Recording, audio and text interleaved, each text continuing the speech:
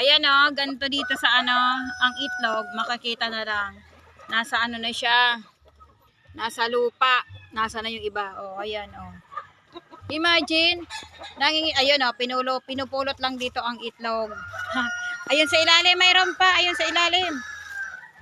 Ayan, pupulutin niya. Ayan, tingnan natin mga kapatid kung paano pulutin ang itlog dito. Ayun, ayun, pupulutin siya. Ayun sa ilalim, oh. Ayun. Ayun, oh. Pinupulot na lang ang itlog dito. Imagine to that. Ang sarap mamuhay sa probinsya. Kaya, ayan, babalik na kami dito. Kasi hindi mo na kailangang bumili ng itlog. Ayan. Pag gusto mo, mamumulot ka lang. Ganito dito sa probinsya. Ayan. Ayan. Ayan. Dami-dami ba naman ang ano dito? Oh, ayan. Kahapon, ang dami din dito napulot ng itlog. May isang araw, ganun din. Pagdating namin, ang lulusog. Ayan.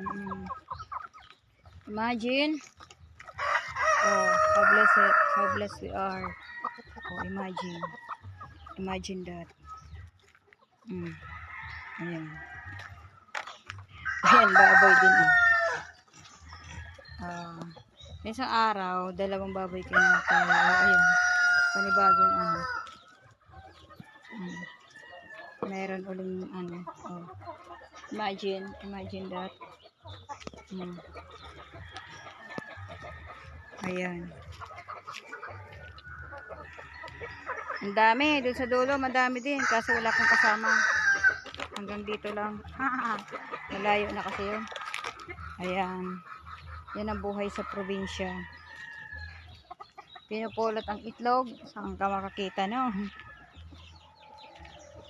Diyan. Ayan. Ayan. Oh. Imagine.